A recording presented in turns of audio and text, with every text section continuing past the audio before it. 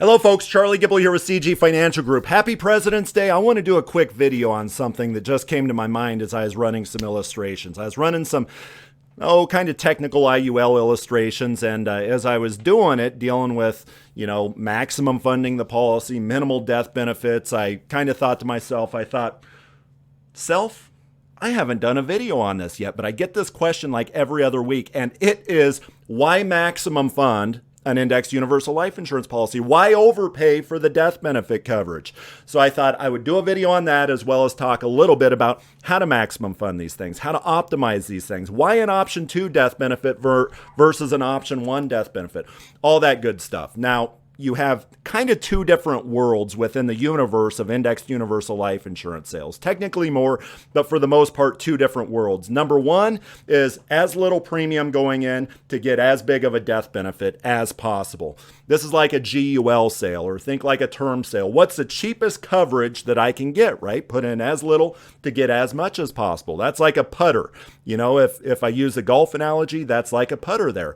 Conversely, around 80% at last check of indexed universal life insurance sales, which is a $2 billion business roughly, is the opposite of what I just explained. It is cram in as much money as possible to get as little death benefit as possible. Maximum funding the policy. Many say overfunding the policy. I don't say overfunding because it just reeks of doing something wrong, right? When I tell my kids they're overdoing something, it doesn't sound as good as maximum doing something. It's like you're breaking a rule, which you're not. And there is nothing wrong with maximum funding the policy. I maximum fund 2 IUL policies, right? It's a good thing, but it's a good thing for the purpose that it serves, which is accumulation. You see, by maximum funding a life insurance policy, as I'm going to demonstrate here from a technical standpoint, what you're able to do is you are able to engineer the third of the big three of indexed universal life insurance charges. You're able to optimize those. What are the big three of charges? Number one, premium loads. Number two, per thousand charges or per unit charges, to use common vernacular in the brochures that you may look at. And then number three, cost of insurance charges. And by the way, there are usually more than just the big three that I'm talking about. For instance, with the advent of performance multipliers, there's now in many policies like an asset-based charge. Many people don't know about this. Yes, that cash value that's growing on many policies, there is a charge based off of that. But I digress. Let's talk about the big three. Well, let's talk about the third of what typically is the big three. Cost of insurance charges can be optimized. These products are like Ferraris. You cannot be just any normal mechanic, any normal insurance agent straight out of college and just jump right into the IUL space. Just like a mechanic. Doesn't mean Ferraris are bad cars, doesn't mean IULs are bad products. You just need to know this stuff. Thus, the purpose of my video today. So let's talk about, before I jump into why maximum fund, let's first of all use an illustration that I have here. A 45-year-old in my favorite IUL. What's my favorite IUL, you ask? It is... email me and I will tell you. Or text me or message me. For accumulation purposes, and I don't throw out blanket statements in all realism here, but my favorite, the one that I use the most when pure accumulation is one, is email me and I'll give you the answer to that question. But so illustrating this, $10,000 of premium going in a year, what is the minimum death benefit? Well, starting with an option 1 death benefit, and then I'm going to switch over to the option 2. The answer to that question is the minimal option 1 death benefit, synonymous with level death benefit, $10,000 of premium going in. The answer is around $630,000 on a super preferred 45-year-old male, right? And by the way, you put in $10,000 and you assume a certain interest rate, and what you have is the cash value. It looks like this in the policy, right? Now let's step back for a second. I have a question for you. Why maximum fund the policy? Why get as little death benefit as possible per dollar of premium going in? Because let me ask you a question here. What are the cost of insurance charges based off of? What are the cost of insurance charges based off of? Are they based off of A, the death benefit, or are they based off of B, the net amount at risk.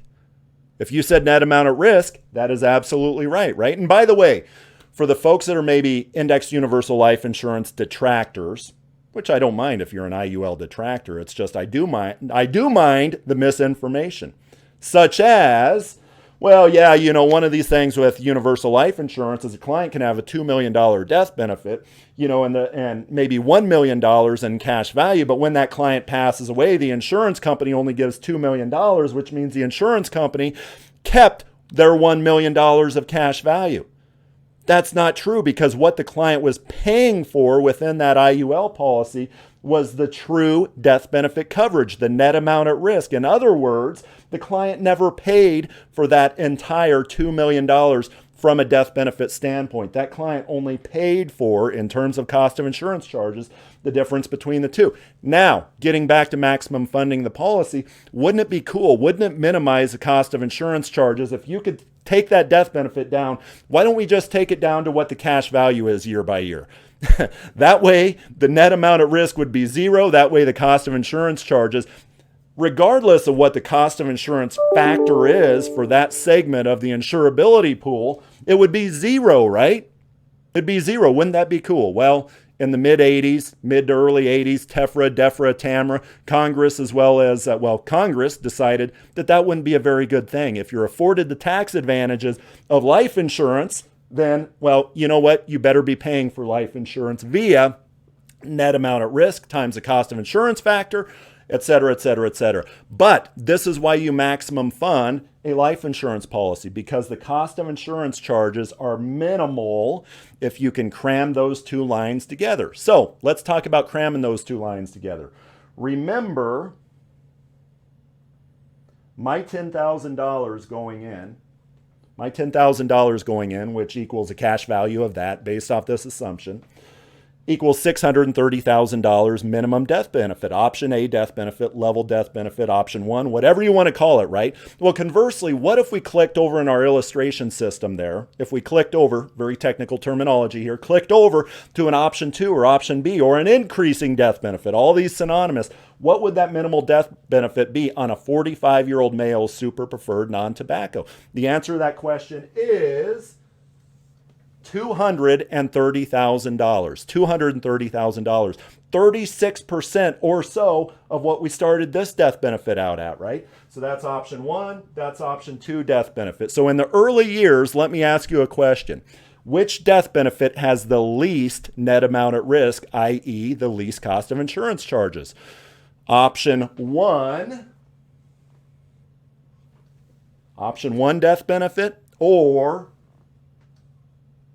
option 2 death benefit? The answer to that question is option 2. Why? Because the IRS, or Congress, I should say, allows an option 2 death benefit, which is an increasing death benefit, which, by the way, increasing means that as the cash value goes up, the death benefit also goes up, and the net amount at risk is equal, well, throughout the policy. It's the same, right?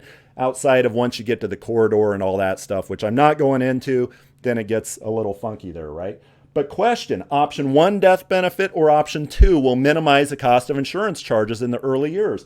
Well, this one has a less net amount at risk, which means go for option 2 in the early years, right? But look at this. Let's take the later years. Let's take the later years here. Option 1 death benefit, cash value. There's the net amount at risk there, right? But what about an option 2 death benefit? To oversimplify it, which one has the lowest net amount at risk or cost of insurance charges in the later years? Well, the option 1 death benefit does, right? And technically, it's not going to remain level for the life of the policy, assuming the policy is performing, because again, you have that corridor. But conceptually, okay, so the option 1 death benefit can be almost zero in later years, to exaggerate. But the option 2 death benefit in later years has that constant net amount at risk. Well, it seems that option 1's better in the later years, option 2's better in the beginning years. Which death benefit do I go with? What's the answer to that question? You go with both. You go with both, right? You go with option 2 in the early years and then levelizing off in the later years to an option 1. Option 2 in the early years, option 1 in the later years. Exactly what years are those? I won't go into it here. But that is why you need somebody who knows how to illustrate these things. By the way, if you like this video, if you've gotten something out of the video, I get almost every video somebody calling me up saying, hey, I really enjoyed the video. Can you just explain this or that? Like, really? Well, then if you liked it, if you got something out of it, why would you not like it or share it with your peers so that your peers could get the same, well, whatever it was that you got out of the policy? So if you like this video, please like it, share with your friends if you like, ask me questions if you like as well, because I love this stuff. And this isn't near as technical as what we could get into, but that's the method to the madness. My goal is to know this stuff so well that I'm able to explain it in a way that people understand. So, well, you can replicate that to your clients.